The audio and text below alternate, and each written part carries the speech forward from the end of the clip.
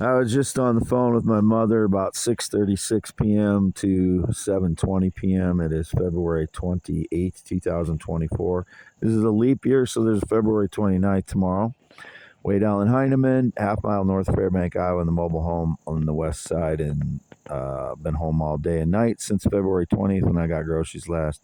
Indications about weed or marijuana. Again, I've absolutely never been a pot smoker or smoker, had anything to do with marijuana. Last time I even saw marijuana was like 8 to 9 years ago. Never seen a hard drug in my entire life. As I was telling my mom, when the wind blows hard here, 30 miles an hour yesterday, for the last several years, as I've noted on all of my Twitter, X accounts, and YouTube, it has a drug effect on me. Last night, as I told her, it felt like I was going to die. It's like suppressing my body's like desire to breathe. Like that's the best way I can explain it. It's not that I'm short of breath. It's that my body doesn't want to breathe. Like it doesn't want to automatically breathe like you'd normally do. And when the wind stopped last night, that stopped, but it was still having the same drug effect that I can't concentrate, and it's causing my genitals to sweat. And then I get indications that I'm female, like I'm a female with menopause, with from whatever's in the air getting into my bloodstream. Explained that to her, and then explained a bunch of things where I feel like people have been staging lies in the past. A friend of mine named Aaron I lived with in late 92, early 93. I can't remember if it was December 92. We moved in together with another friend, Todd. And I believe Aaron was staging lies that when he said he was part black when we were living together, I think that was attributed to me. And then he said he got herpes from a toilet seat. I believe that was attributed to me. I specifically remember these events because he looked like he was about, he's in on some secret on his face. He looked like he was about ready to laugh, kind of like just sickly in on secrets. And I had started dating somebody that summer, and I was going up to her place, which ended up being the mother of my only child, Tanya, who lived in Charlotte City at the time. She's white, very white skin. It was indicated I dated a black Tanya. No, I've never dated a black Tanya. That would be another fraud.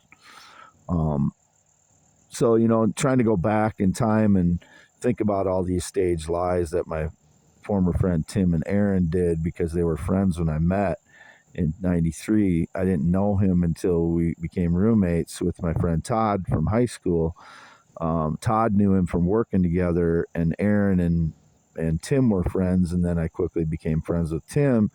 And then I was explaining to my mother different instances throughout our friendship where it was just really weird behavior. And Marlon Brando was a guy I was trying to think of on the phone with my mother, that Tim blurted out Stella in 2015 or 16. 2014 to 2016, he blurted out the name Stella really loud, and he wouldn't explain why he did it, and different things like that where he blurted out he said I got raped really loud one time in, like, I don't know if it was 95, around that time, at a bar where they had a volleyball court. My brother was playing volleyball, and we just were hanging out there on a Sunday, I think it was, and there wasn't many people there. And Tim yelled really loud, "I got raped," and then started laughing and looking at my brother, and my brother kind of like chuckled too. And I was like, man, I had just had my parents had come into town and took me out to lunch, and I jokingly said something like, they wined and dined me, so just something innocent, some innocent goofiness that, and Tim said something like, "Did they 69 you?" And then he laughed really loud again. Like when he was laughing, it was like he was laughing at the expense of me at the time, and I didn't understand why he was doing it. And there was, different things like that happened in our friendship. One time he pinned Tanya up against the wall when I wasn't there for a few minutes when we were out drinking, and I told him, "You ever fucking do that again, I'm gonna you're not my friend, and I might do something else. I warned him once, and he never did anything like that again. But he also was, sexually aggressive with women when we're out. He'd grab them by their boobs or their butts while we were out, at the bars. I never did that. I was never inappropriate. I defended women. I'm women that I dated. I always defended them. I never attacked them. I was never an abuser. So I'm a protector, and I always have been. So that's just my nature. That's the truth. And so I was going to try and go back and figuring out other things that he may have done. But, it's impossible for you to do that when you trust a friend of yours throughout your life and you don't know you're being monitored. You don't know your life is being watched or whatever. And then people stage lies to make it seem like you're doing something that you're not doing. So, completely unfair, obviously, but impossible to figure out as well. They're trying to go back that far. I figure out certain things.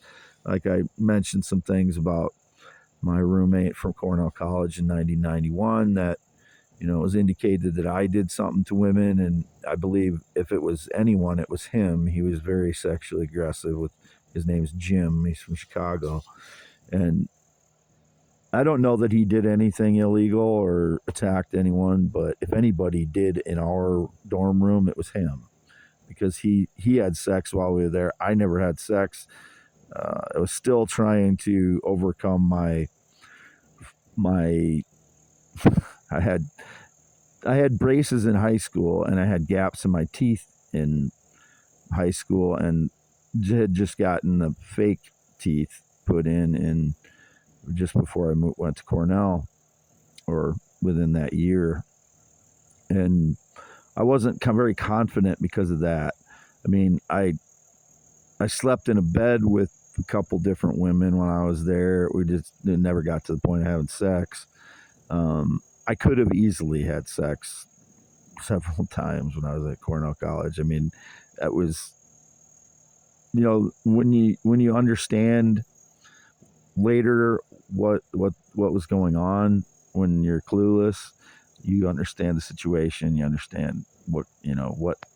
Anyway, it doesn't matter, but that's how clueless I was when I was a freshman in college. I could have slept with multiple women and multiple attractive women. That's just a fact. But I was clueless then. I was trying to explain that to my mom too, and part of the reason I went on and on about it is because this drug effect is not allowing me to concentrate. I just stick on one thing, and that's what I was continuing to go on and on about. And but there's a lot of things that I feel like I've been framed into, and including when they steal my DNA since at least 2015. That's when I started suspecting it, but who knows how long they've been stealing my DNA too. Like I said, I could go back to when Aaron was saying that he was half black in 1993 when he was my roommate, and I didn't know him before that.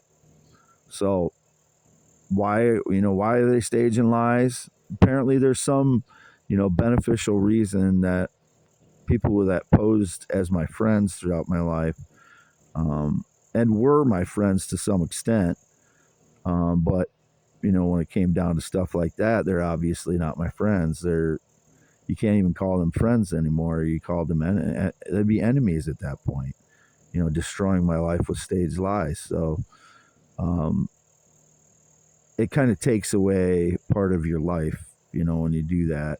So I tend not to dwell on those thoughts, but at times like this, when they're trying to stage lies that I did something, and there's the wind's having a drug effect on me, and they're trying to claim that I was smoking marijuana, and it's a lie. So then I, get on these paths of trying to figure out everything again, because I know I didn't do anything wrong. Oh, and then there was indicated like a black guy and a white guy got off of crimes for, I don't know how many years ago. I said 20 to my mother because I couldn't remember what the post said, but it looked like a curious post about people getting off of crimes, in the long past, and I know they've been stealing my DNA since at least 2015. There was a female cop and a black guy and a white guy, and it just looked like they were dipshit quipping in the post. So that looks like, it doesn't look like what would normally happen.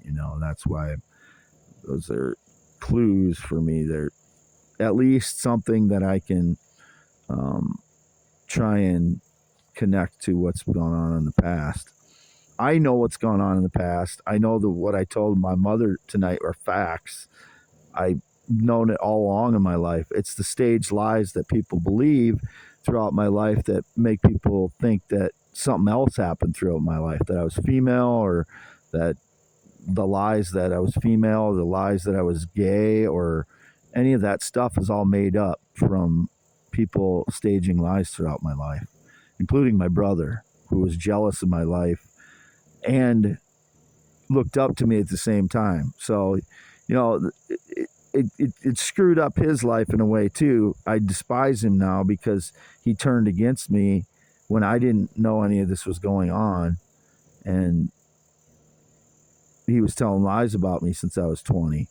So I'm the victim of all of this stuff. He's a victim partially because of what went on in my life, my brother, but he's not. It doesn't absolve him from what he did to me as a brother. You just don't do that to your brother, especially when we always got along. We always were friends. We had the usual brother stuff every once in a while. We weren't just perfect friends all the time. There's that happens sometimes where you have that brotherly bond that just is perfect and it never goes away. But then, most of the time you have, little arguments back and forth, which happened with my brother, but I didn't know he was lying about me my entire life, almost, my entire adult life. So I've been put in a position completely unfair to anyone on earth. There's no way you could say the position I've been put in is fair, but I didn't do anything. I'm innocent, so therefore I have freedom. And all these secret courts bullshit is lies and unconstitutional. They're undone at this point. Wade Heineman, February 28th at 7:39 p.m. This is for youtube.com/@symbol IAMWADEHEINEMAN only, and x.com/WADES2ND, x.com/Wade yes. I again clarified things about what my physics ideas, my ideas, nobody else's, no collaborations, on my x.com/Wade yes last night, and I posted them on under youtube.com/@Wade yes post, the most recent one. It's in the description there, those posts.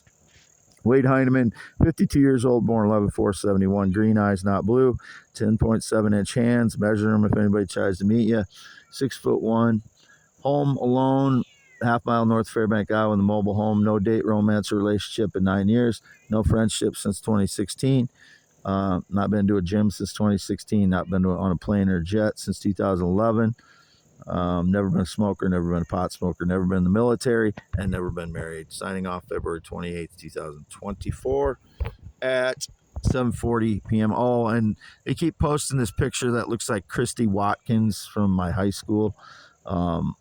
It's not. I've never had any sexual contact with Kristy Watkins.